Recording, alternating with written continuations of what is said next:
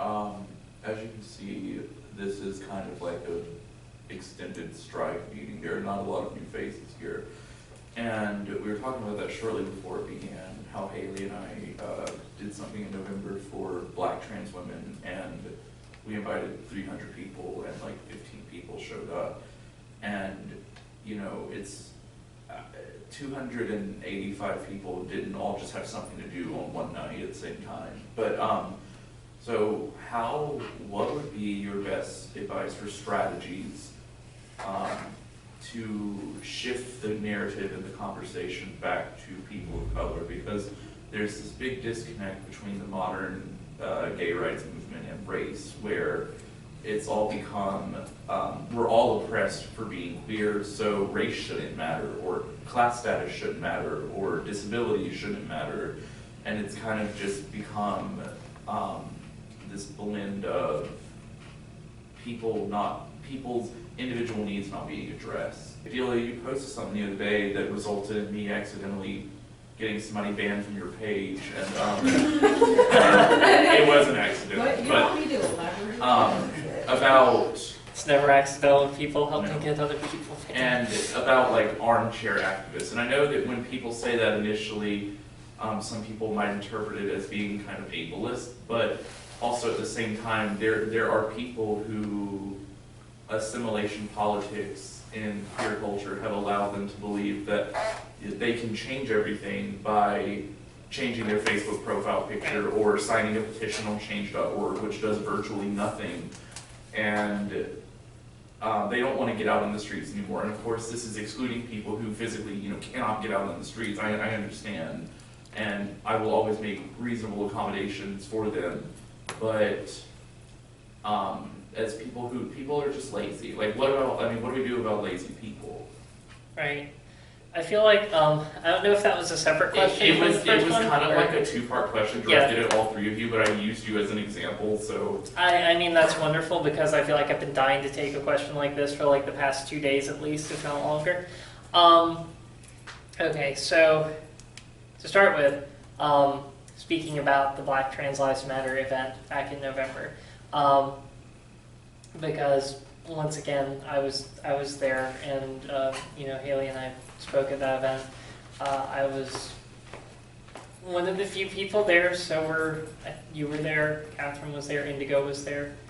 And it's so funny because Catherine and I together have a significant pull on the entirety of the local transgender community.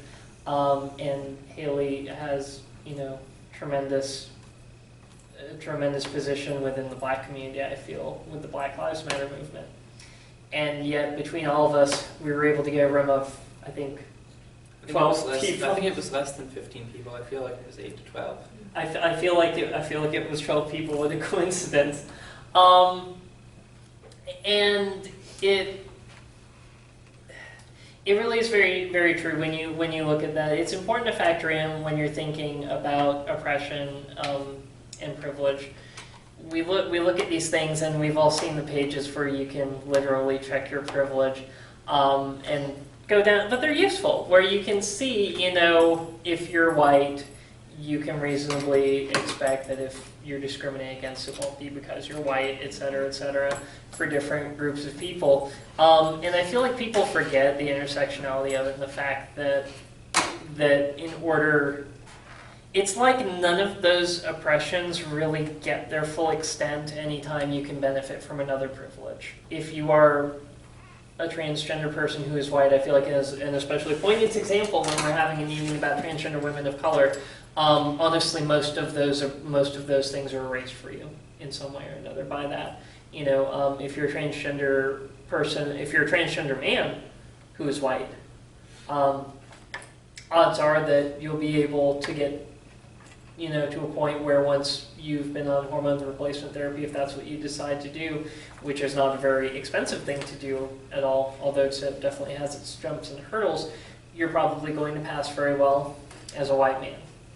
And you'll never have to face that. If you're and I could list tons and tons of examples, but the point is, you get to that point where once you are a transgender woman of color, especially if you're a black transgender woman of color, I feel I don't have the experience, but just from seeing it, I feel like it's like suddenly you finally are the person who knows everything about what that's like. Especially, I'm sorry to pick on you, but as a non-binary black trans feminine person, I mean that's a whole other level, because non-binary people really get a load of crap from the rest of the transgender community. Trans women of color are discriminated against by white transgender people. That happens a lot. There's so much, unfortunately, and I'm fighting for it all the time on social media and in public events like this. And I always run into white transgender women who want to be racist about things. Like the other day, there was a post about Caitlyn Jenner. Carmen Carrera came out and made a statement towards Caitlyn Jenner that she doesn't know what transgender life is like because she lives in a castle.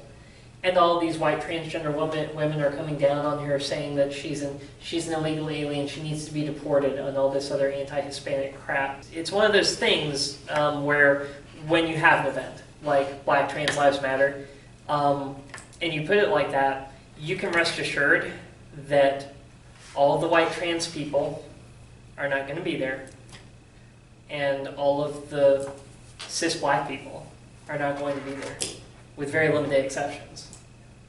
Exceedingly limited exceptions, because we live in a society where every single one of us is brought up to be transphobic, including the trans people. We still have to fight that every day. We live in a society where all people are brought up to be anti-black, even black people, who have to fight that every day as well. And so you end up tying your hands so much because of the fact that people don't care. And I end up having to deal with a lot of crap whenever I'm pushing my particular brand of activism full force, because of the fact that I, at the end of the day, care much less about the way it is than I do about the fact that the way it is wrong. And it just doesn't matter, period, to me. People will tell me it's like, Black Lives Matter, Trans Lives Matter, put that together, Black Trans Lives Matter, you're going to lose people. I say I am aware of that, but it's wrong. It does not change the fact that it's wrong. So, but at the same time, it's like you do have to. I feel like, and I hate it. I really hate it that you have to concede at a point. You have to be willing to do a few things, maybe even subversively to get to that point. As long as you can still not sacrifice what you're doing completely in order to do so. Like we had a discussion while we were there. The event turned into a discussion of how do we keep this from happening next time. That ended up being what the event was, which is sad. But the discussion and my input on it was, next time we want to do something like this, Catherine and I are going to have to advertise this strictly as Trans Lives Matter to the trans people and the trans allies. And that Haley would need to advertise it strictly as Black Lives Matter to the people who would be attending for that reason. Because if we had any crossover, it would eliminate those people from showing up. But then you have the problem, obviously, when you get there. What are you going to do? Because people are going to be pissed. But I almost feel like that's better.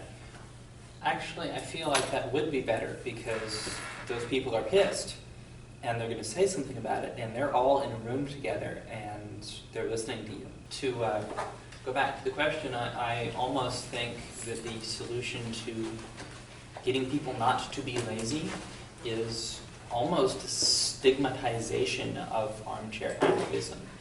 People should feel bad that they chose not to show up. They should be made to understand that when things don't change, they are responsible for that because they didn't come and participate in opportunities to help change happen. Everyone who is not here tonight, who is not at events like this, everyone who says yes and then doesn't show up, everyone who makes up an excuse, those people are the reason change is not happening as fast as it should be. They need to have that pointed out to them, I think. I think that we need to call people out on it. I think that when somebody says that all queer people are discriminated against and therefore race shouldn't matter or class shouldn't matter, that they need to be called out on that, because clearly it does matter, because when it's a queer issue, they're there. When it's queer people of color, where'd they go?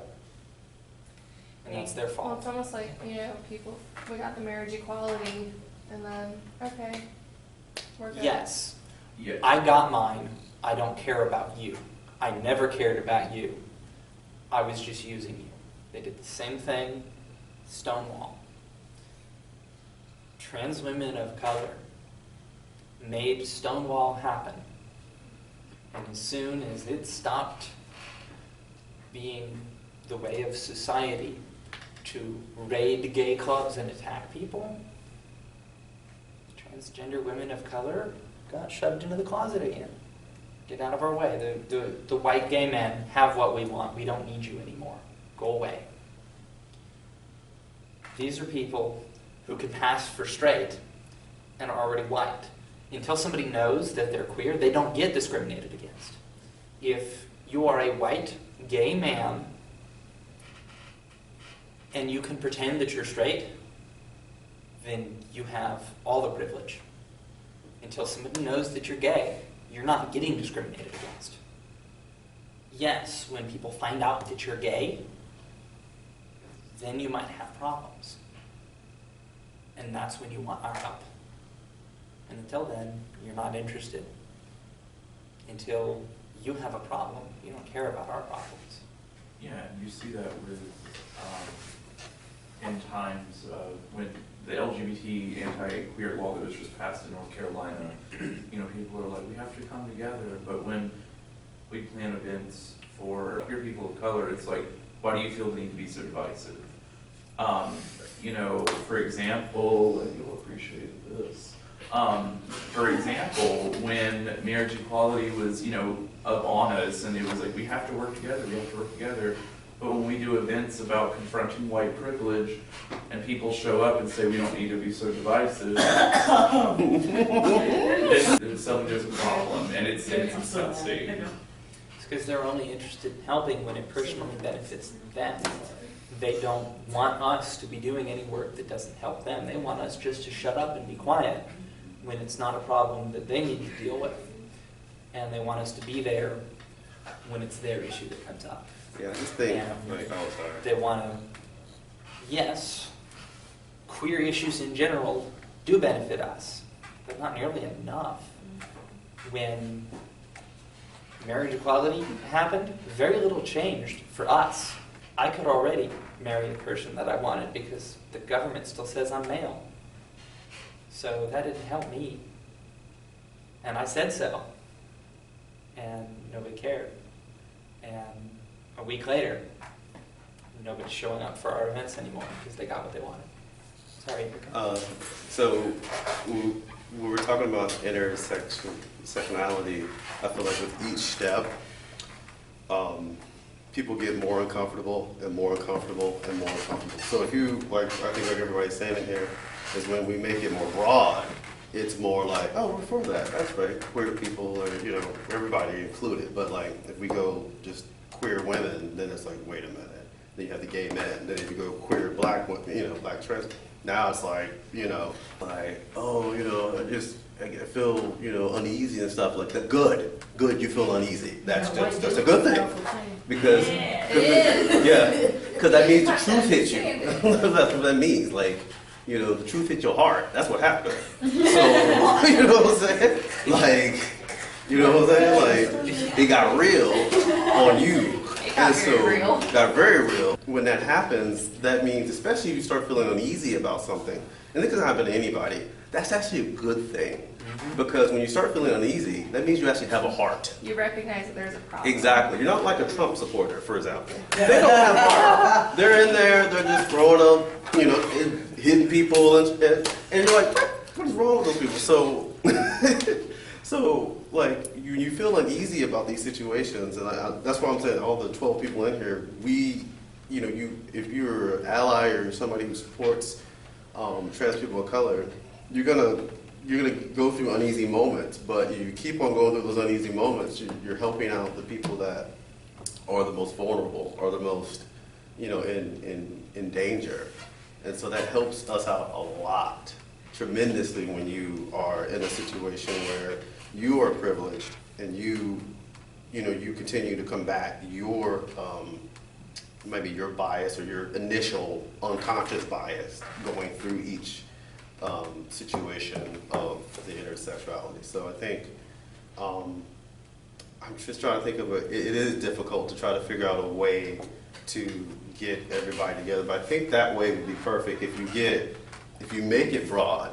It's sad to trick, but be honest with you, I don't give a, anyway. So if you bring one together, and you bring another together, and you just have it like that, and you just have it out. Like, if I'm there and Shay or whoever else is part of that, and Delia, you just bring that together, and then you just have at it, because at that point, they're gonna have to deal with it, and so it is what it is. And so in North Carolina, we were last weekend, Harley and I attended a workshop on white people confronting our legacy of violence, and what I talked about during the workshop, because the presenter kept trying to get me to be quiet.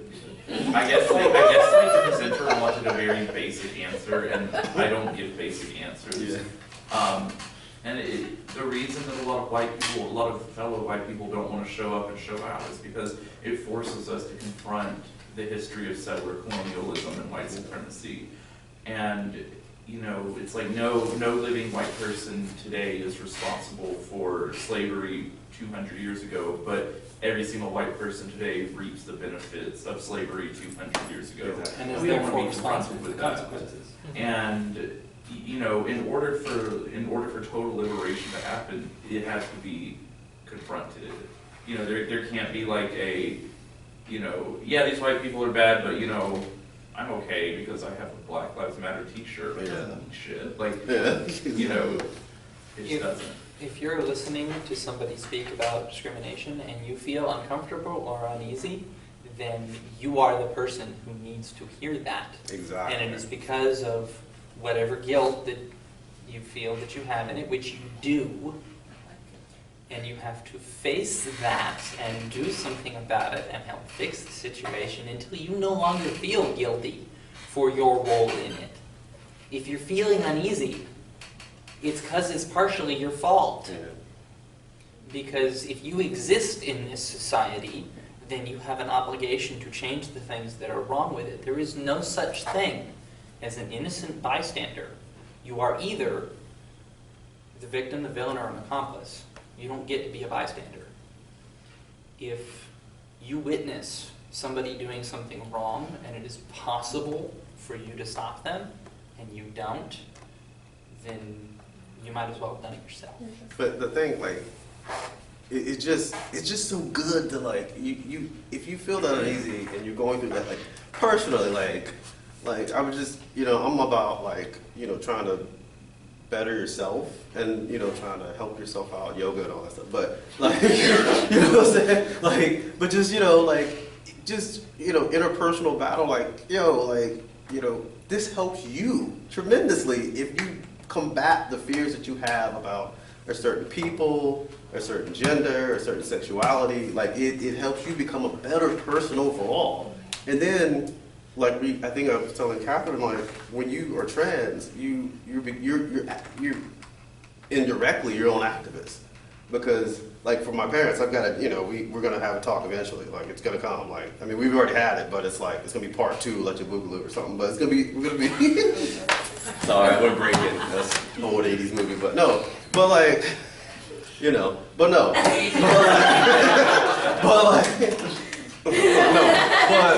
But it's just like, I gotta tell them, and then my dad's side's gonna know, my mom's side's gonna know, and we're just gonna have at it at that point. And so there's gonna be people who are gonna be like, and there's gonna be people who are gonna be like, I don't want to deal with you. And there's people like, you know what? Let's figure out what's going. Let me ask questions and stuff. And so you really start to figure out who cares for you, who doesn't, and then who tries to help you, who doesn't.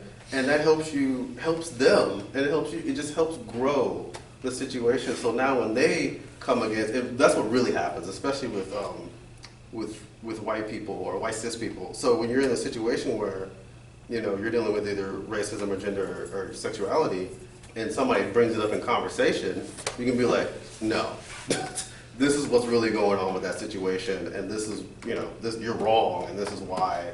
You know, you may not have to come out like right in their face, but you know, you can say, or you can be like, hey, they do that. Or Valerie, you know, like I try to roll in there, but like, you know, I come in from the 3 foot, y'all just jump right in, but whatever, so, y'all don't even care. As But, Delia puts it, she and I have no chill. yeah, exactly, they have no chill, like I have but, you know, it's just like, you know, I know you did. You know, you combat these situations throughout the day, especially when the conversations come up with trans people, especially with like, you know, different trans people you see in the media and stuff like that. And so it brings up the conversation. So when you're a cis person and you are an ally, you know, you can be like I guess a surrogate activist. I don't know, like you're an activist to the person. So like you know, you're helping out the community by saying, hey, look, you know, we may not like Caitlyn Jenner at all, but you can't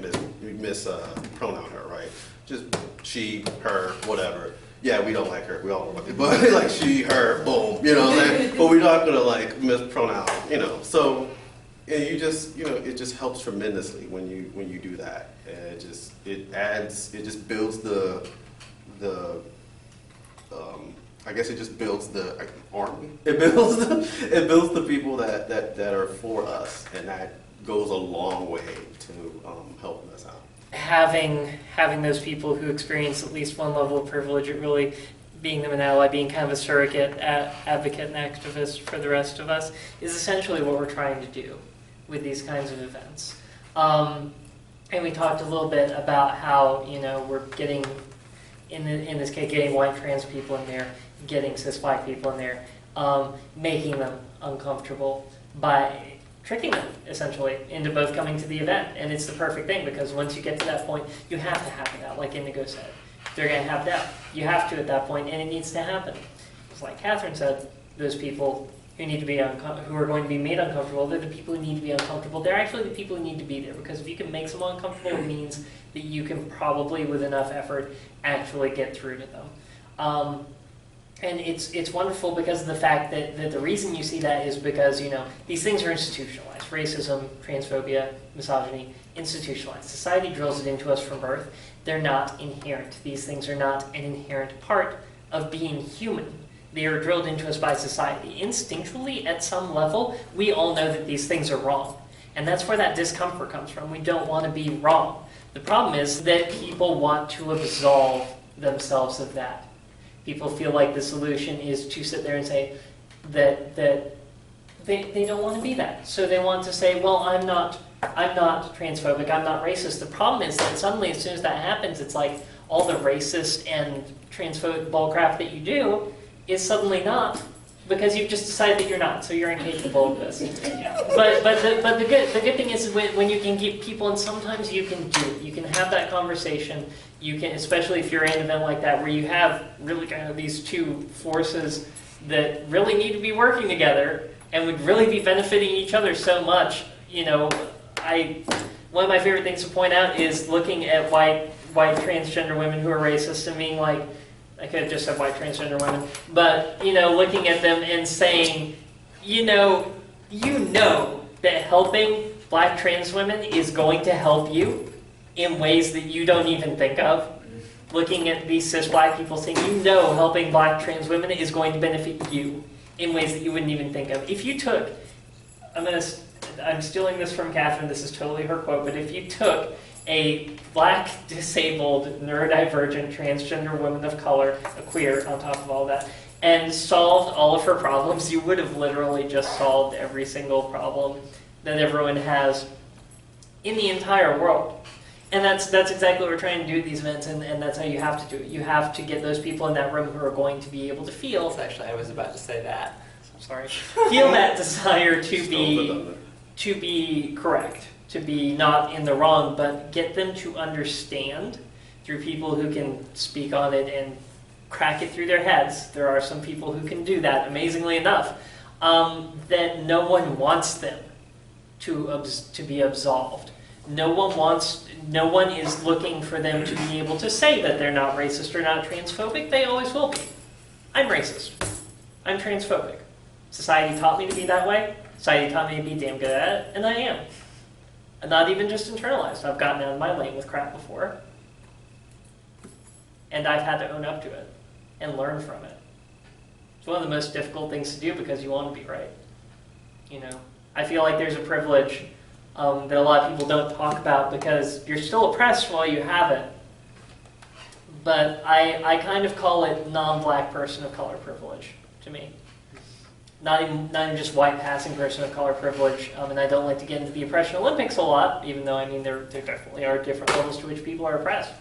And to me, as a mixed Latina woman, I don't feel like the oppression I face on an anti-Latina basis, on an anti-Native basis, is anything like what anti-blackness is like. It's got to be so much worse. But so I feel like I have that privilege, and it's something that blinds you. And so I've totally gotten out of my lane before, which I hate having to admit because we always want to be right and absolve ourselves. But I have to admit it because otherwise, how do you fix it? How do you grow from it? And eventually, we'll get these people to realize that. It's just going to take some really convincing people who are difficult to shut up and don't take other people's crap. And probably like to use stronger language than this when they're not at a public speaking event. As much as it's best just not to compare oppressions, let's be real. I mean, I think we can all pretty much agree that of the three people on this panel, Delia and I have not faced oppression or discrimination that's anywhere close to what Indigo has lived with, right? Right. And that's just being honest. And of the three of us, probably the least for me, because my father is white, my mother pretended to be white, just whitewashed the whole household, didn't raise me in my culture. I learned a lot from my grandmother, but my mother wanted to pretend to be white. I pass for white at least half the time, or when I don't pass, at least I'm not ethnic enough to be discriminated against. I don't have an accent. I was raised in the US, I grew up in Virginia. There's nothing about me culturally that tells people this is someone who's different and therefore somebody that I should discriminate against and be xenophobic toward. There's just the color of my skin, which is lighter than the vast majority of people who face any kind of racism. And yeah, I own the fact that while racism has existed in my life, it's been way less than most people of color, including the two other people on this panel. And that's the way it is. And that's a little bit of privilege that I have, that I own, that I use to benefit the people who don't have it. And I wish that everyone else could get that. I wish that we could get white people doing that, and white gay men doing that, realizing they have a shitload of privilege that they need to shut up and use it to help the people who have even less than they do. That's what privilege is for, and thank you very much for opening the floor up with that word so that I can say whatever the fuck I want.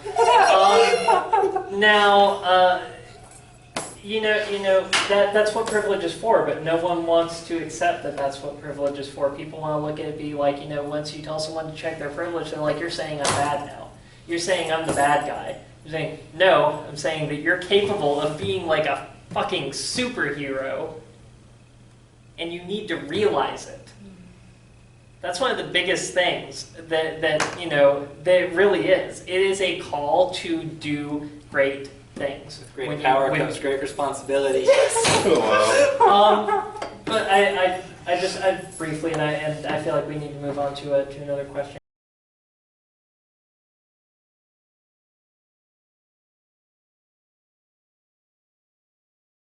Hey everyone! Thanks again so much for watching. If you enjoyed what you saw today, don't forget to hit that like button and share so your friends can enjoy it too. There's more where that came from, including activism and awareness videos, tutorials, you can follow my transition, and even check out some of my music. I also want to give a huge shout out to my Patreon supporters because y'all make this channel possible. If you're not a patron yet and you want to find out how you can get awesome rewards like autographed pictures from my modeling shoots, just go to www.patreon.com/DeliaMelody to find out how you can sign up. See you next time and be yourself.